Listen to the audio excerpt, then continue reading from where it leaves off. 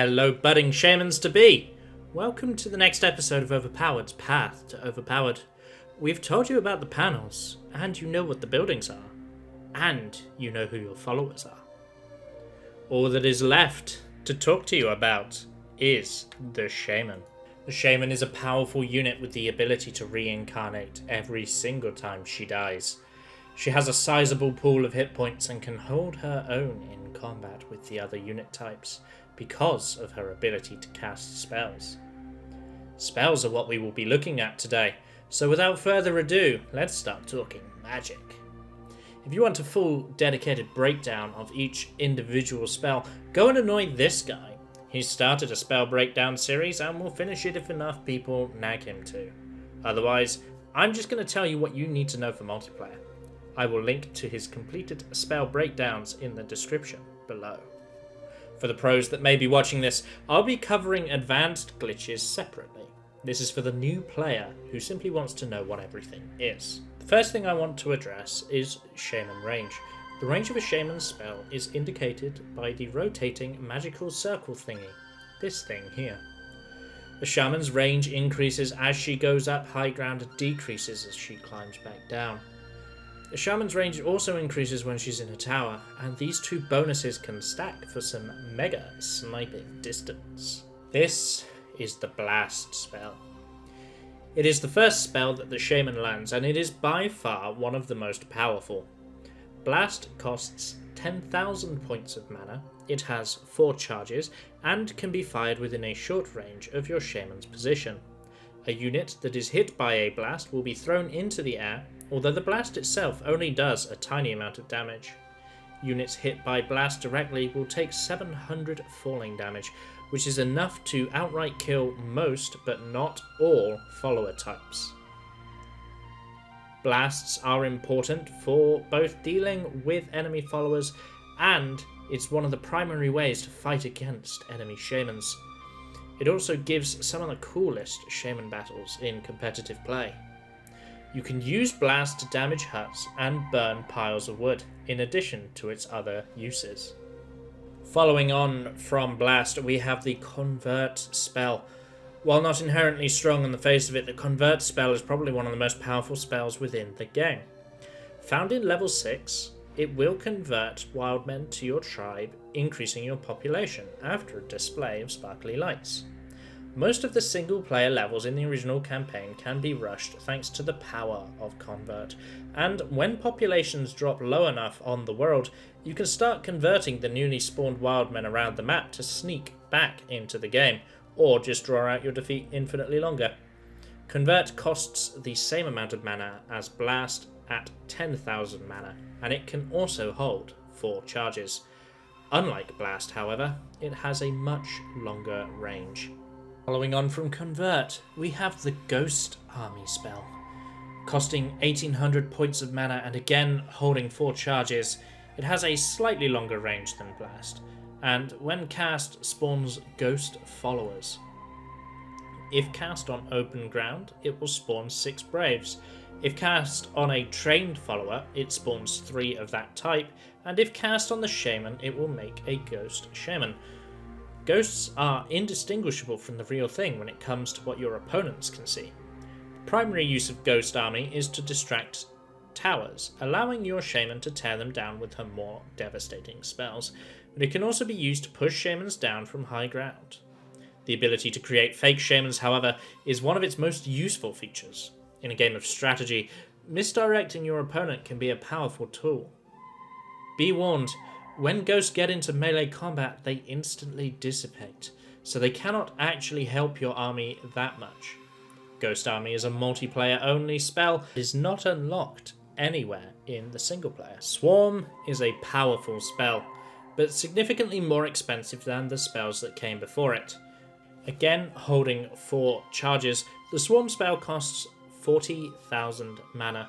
That's 2 Ghost Armies and some change. Swarm, or Insect Plague if you want to get into modding, creates a swarm of the insect of your choice that buzz around the area for 15 seconds. I say insect of your choice because it's really up for debate as to whether these are bees, wasps, hornets or locusts, When cast, it will enter up to 2 buildings, causing the followers to run out screaming. This actually also includes a shaman in a tower for some reason, and will cause any followers who touch the swarm to take a small amount of damage and then run away in a panicked state, screaming. When not inside a building, the enemy shaman is immune to swarm. There are 2 other useful features. One is that followers inside vehicles will be forced to evacuate when touched by swarm, and this includes a boatload of followers over water who will all drown. And the other is that it will instantly kill ghost army units, again excluding ghost shamans. The knowledge for swarm is stolen from the Matak tribe in level 2. The invisibility spell is based on deception. It is stolen from the Chimera in level 7 and it costs 50,000 points of mana. That's 1 swarm and 1 blast, or 5 blasts, and it can hold for 4 charges. When cast on your followers, it will turn up to 6 of them invisible to the enemy for 2 whole minutes.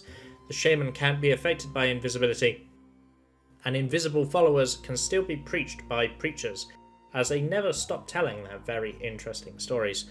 The invisibility spell is broken once your invisible units start to attack, and you can carefully track invisible followers by the footsteps that they leave on the ground.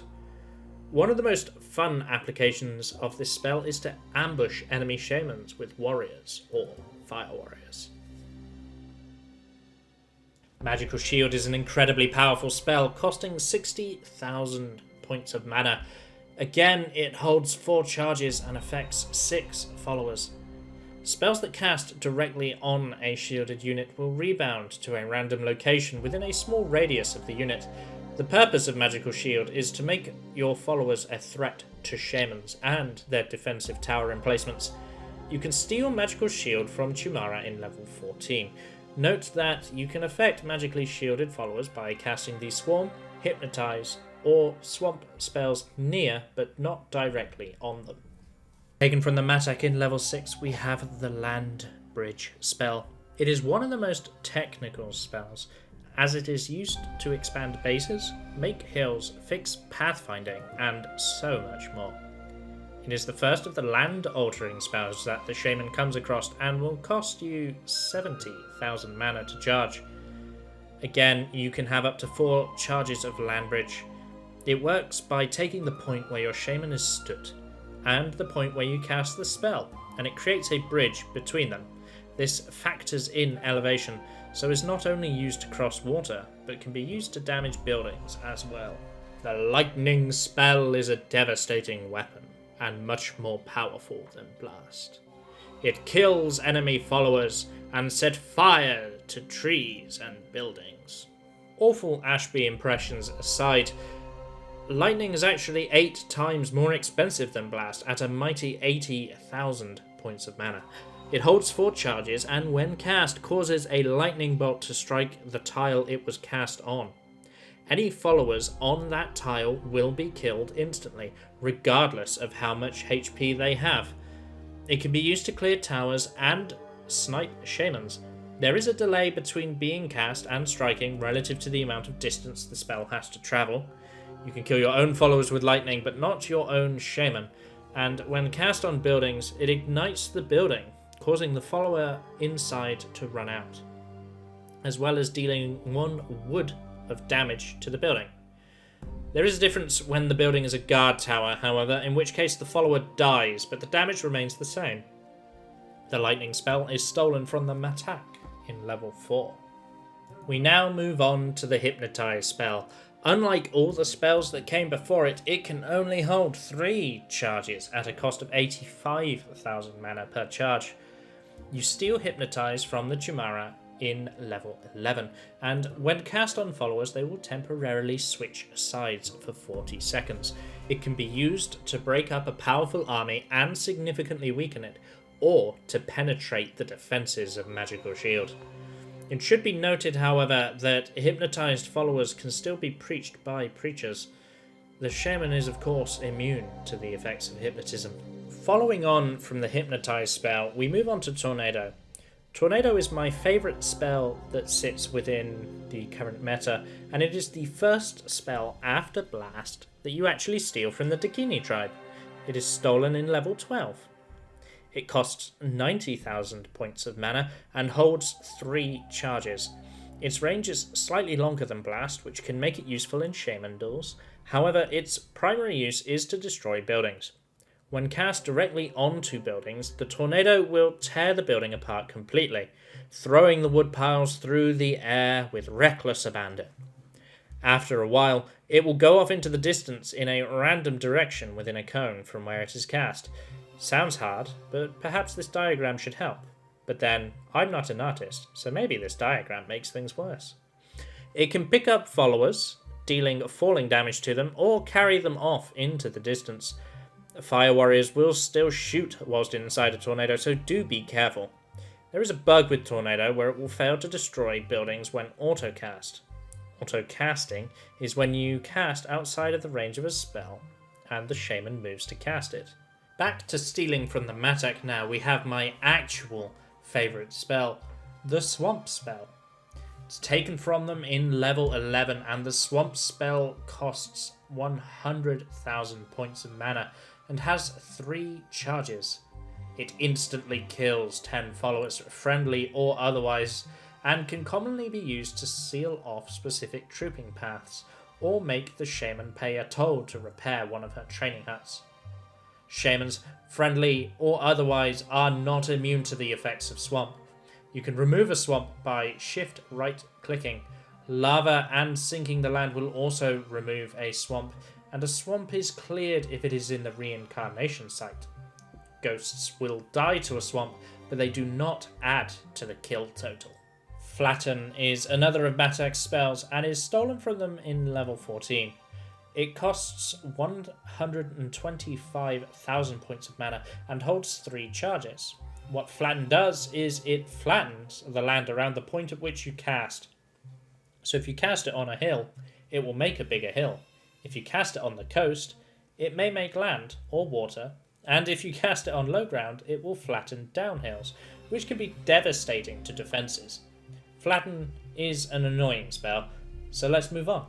Continuing our tirade of larceny against the Matak, we have another one of their spells here.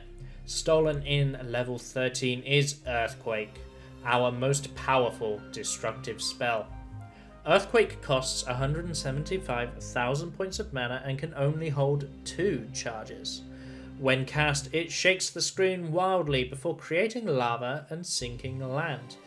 Earthquake is powerful in both high and low ground in the PC version, and only on high ground in the PS1 version, and when cast on low ground, it can even make water. Because the spell is cheap, this is our go-to spell for wreaking havoc amongst our enemies. Despite what the pros may tell you, the direction of Earthquake does not follow a known pattern, and anyone who has ever looked at the code for Earthquake has run far away from it. Perhaps the code is actually scarier than the spell itself. This is the last spell that we're going to steal from the Matak. This is the Erode spell, taken from them in level 12 and believed to be the worst spell in the game. Costing 210,000 points of mana and only holding 2 charges, Erode lowers the elevation of high ground, or erodes low ground into water. Flatten and Earthquake are both cheaper and achieve the same thing, which leads to why people dislike it. It's also easily healed by Land Bridge, which is significantly cheaper. You can, however, combine Earthquake and Erode on the high ground for a more devastating effect. All the remaining spells to talk about, we steal from the Dakini tribe. First is Firestorm. When cast, it begins to rain fire within a radius. This rain of fire will destroy up to 4 huts and will cause havoc amongst populations, sending followers in a much bigger radius into a state of panic. Firestorm can be used to secure a path for your Shaman, kill a large army, or tear your opponent's base apart. Enemy Shamans are affected by the hysteria Firestorm causes and can be knocked into the water or even outright killed by the raining fire of a well-placed Firestorm. Towers are barely affected by Firestorm, so it is considered bad to use them here. Firestorm costs 400,000 points of mana and can hold 2 charges. It is stolen from the Dakini in level 14. Now we have a spell that sounds way cooler than it actually is. The Angel of Death. Known as the AOD for short, it is stolen from the Dakini in level 20 with a cost of 510,000 mana and only holding one single charge. The Angel of Death is a dragon-like creature that will seek out enemy followers and kill them. It is hard to say exactly how long they last for, because it does depend on the damage that they take or how many followers they eat. It can also be easily countered by Ghost Army or large numbers of Fire Warriors, but is a great way to guarantee the destruction of an already weakened enemy tribe. Angels of Death will battle one another, with the one with the greater hit points claiming victory. Angels of Death will prioritize Fire Warriors that shoot it, so you can use this to distract it, if you need to get your Shaman by. They can also damage buildings to eat the followers hiding within. Lastly, we have Volcano. It is stolen from the Dakini on level 21. It costs 800,000 points of mana and only has one charge. The spell will cause the ground to shake, after which a mighty volcano will erupt from the ground, raining fire and spewing lava amongst the base. It can damage a great many huts and can easily kill hundreds, if not correctly managed by your opponent. Although I said lastly, I did actually tell you a lie. There are 3 more spells, known as guest spells, and these spells are off unless you specifically say so. You can only have one guest spell enabled at a time, and all 3 guest spells cost 1 million mana. First is Bloodlust. It affects 6 followers and causes them to go into a powerful fighting frenzy. Become immune to preachers and will tear through a base with ease. Their hit points are greatly amplified, as is their attack speed. However, their damage to buildings actually remains the same, so it is best to use them against population and not buildings. 6 bloodlusted warriors can easily massacre as much population as a volcano can when controlled correctly. The best way to deal with bloodlusted units is to knock them into the water, hit them with Hypnotise, Lightning, or Swamp. Not content to let Bloodlust be the only strong guest spell, however, we have Teleport. Teleport is a guest spell which only affects the Shaman, but it has unlimited range and will allow her to teleport anywhere on the land. The teleportation is not instant, so opponents may be lucky if they catch it. You can even cast Teleport on a vehicle to steal it. It goes without saying, Teleport's ability to make a Shaman appear within the enemy base behind their defenses is a very, very, very strong spell. There's also a cool little trick you can do with Teleport and Land Bridge that I failed 3 times in the recording of this video. But you can cast Land Bridge on the location where your Shaman is stood just as she teleports, and you can get a max range Land Bridge across the world, setting up easy backdoors and other kinds of chaos. Lastly, we have a guest spell that is not quite as overpowered as its other 2, but is definitely the most fun. You may recognize it from the single player. It is the Armageddon spell. It forces all the tribes in the world to fight to the death in an arena. It will use up to 110 population each and will be roughly proportional to your followers in the game before it was cast. However, there are a few nuances. You gain free population for the buildings that you control, with huts providing a brave, training huts providing a warrior, and so on and so forth. And these free followers can override your current followers, meaning you won't take a full army into Armageddon unless you dismantle all your huts. Some of your warriors will naturally get overwritten by braves. But with all the nuances of Armageddon aside, this is a cool spell, and a lot of fun, although it seldom sees play. That is all of the spells you will encounter in 90% of your games in Populous at the beginning. There are some Forge World spells that haven't been covered, but that's okay. It's only Forge Worlds. No one plays it. One interesting fact you may have noticed is that the spells on the spell panel are ordered from left to right, bottom to top, based on the spell cost. Conveniently, that actually also coincides with the charges available for each spell. Your most expensive spells only have 1 or 2 charges, and the cheapest have 4. Anyway, I've been Lovenji once again with the clan Overpowered. I'll see you in the next video. Bye for now.